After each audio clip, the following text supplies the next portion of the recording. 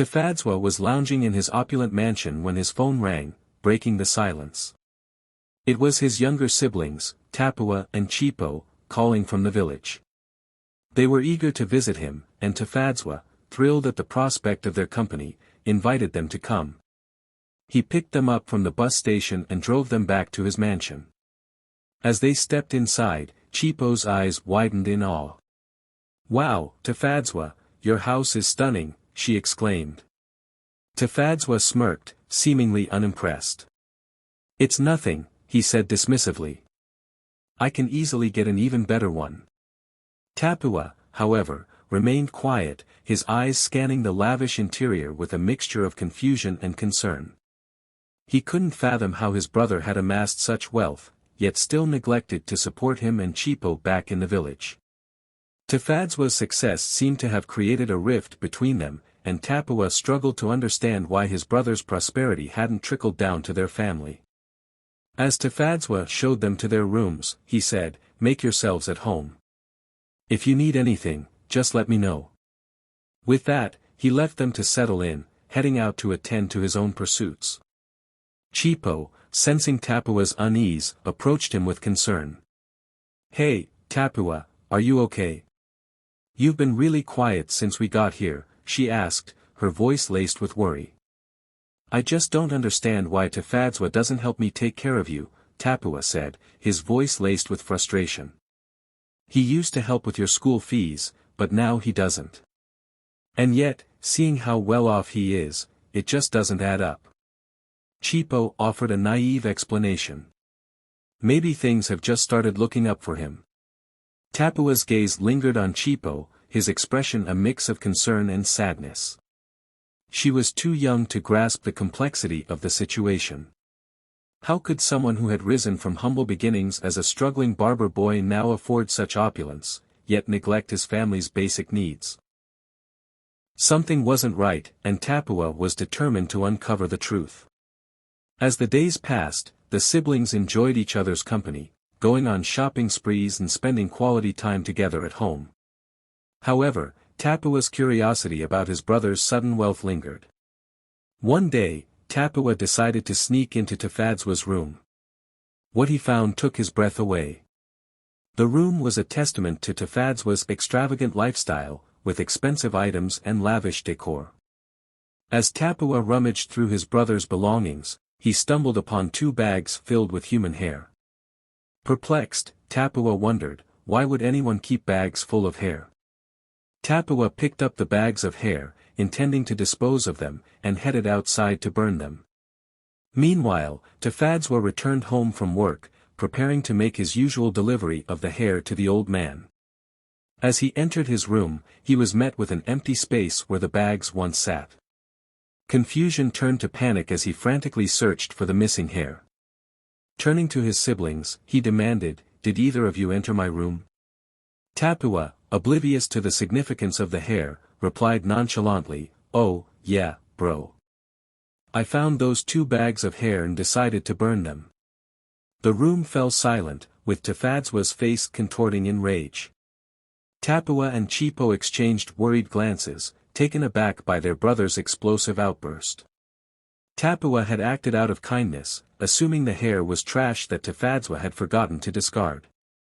Seething with anger, Tefadzwa stormed back into his room and hastily dialed the old man's number. The old man's ominous voice sent shivers down Tefadzwa's spine. "You made a promise, remember? And it must be kept. Failure to do so will have consequences." Desperate to appease the old man, Tefadzwa rushed to his barber shop and instructed his workers to offer free haircuts for the rest of the day. Tefadzwa's expectation of a flood of customers eager for free haircuts was met with eerie silence. Not a single person walked through the door, leaving him bewildered. As he stood in his empty barber shop, lost in thought, a furious woman stormed in. "You're evil," she shouted, her voice echoing off the walls. "You're using people's hair for rituals. I know all about it. You've ruined my son's life. He's gone mad since getting a haircut here." Her anguished cry drew a crowd, and soon, a chorus of voices rose up, sharing their own horrific experiences. Family members and friends who had visited Tafadzwa's barber shop had suffered dire consequences, madness, misfortune, and even death. The chaotic scene overwhelmed Tafadzwa, and he managed to slip away unnoticed. He drove back to his mansion, his mind reeling with the weight of the accusations. The wealth and success he had coveted now seemed tainted by the suffering he had caused.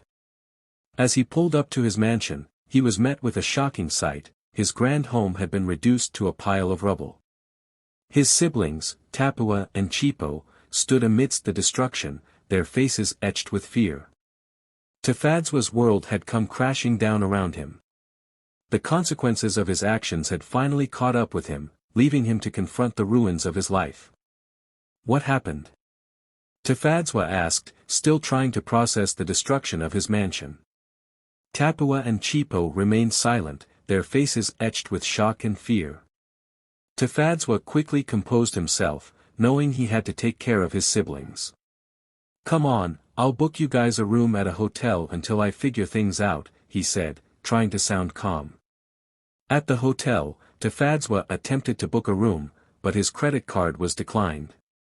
"Try it again or use this one," he said, handing the receptionist another card. However, that one was also declined. The receptionist politely suggested that Tafadzwa check his balance at the nearby ATM. As he inserted his card, his heart sank. The screen displayed a balance of $0. He tried all his cards, but each one showed the same result. Panic set in as Tafadzwa realized he was penniless. Just then, his phone rang. It was one of his employees from the barber shop. "Sir, the barber is on fire. We tried to put it out, but it's beyond control. We don't know what caused it." Tafadzwa's world came crashing down around him. He had lost everything, his mansion, his business, and his wealth. With no other options, he turned to his siblings and nodded in agreement when Tapua suggested, "We can go to the village and you can stay with us while you figure things out." With no other option, the trio made their way to the village, a humbling experience for Tafadzwa. However, the weight of his guilt proved to be a far greater burden. The memories of the lives he had ruined through his actions haunted him, making it difficult for him to find peace. Initially, Tafadzwa resisted the idea of seeking forgiveness at the church, unable to bear the shame of his past deeds. But with the encouragement of his siblings, he began attending sessions with a prophet, who guided him on his journey towards redemption. As Tafadzwa sought solace in his faith, he found comfort in the words of Matthew 11 verse 28, "Come to me, all you who are weary and burdened, and I will give you rest. Take my yoke upon you and learn from me, for I am gentle and humble in heart, and you will find rest for your souls." These words became a beacon of hope for Tafadzwa, reminding him that forgiveness and redemption were within reach, and that he could find peace and rest in his faith. Months passed, and Tafadzwa continued to seek forgiveness and redemption. He became an active member of the church, using his past experiences to help others who had fallen into similar traps. One day, the prophet who had guided Tafadzwa on his journey approached him with a somber expression. "Tafadzwa, I have received a vision from God. The old man who manipulated you into performing those dark rituals has been brought to justice. His powers have been broken, and he can no longer harm anyone." Tafadzwa felt a weight lift off his shoulders as he heard the news. He realized that his journey towards redemption had not only freed him from his past mistakes but had also brought freedom to those who had been bound by the old man's evil deeds. With a newfound sense of purpose, Tafadzwa decided to start anew. He began working as a barber in the village, using his skills to serve the community. He also started volunteering at the local church, helping those in need and sharing his testimony with others. As Tafadzwa looked out at the simple, yet fulfilling life he had built, he felt a sense of peace and closure. He knew that he still had a long way to go, but he was grateful for the opportunity to make things right. Tafadzwa's story became a testament to the power of redemption and forgiveness. He proved that true wealth and happiness come not from material possessions, but from living a life of purpose, humility, and service to others. Thank you for joining me on this story. And remember, wealth and power are not worth sacrificing one's values and integrity. True happiness and fulfillment come from living a life of purpose, humility, and service to others. Don't forget to like, comment and subscribe and stay tuned for another interesting story.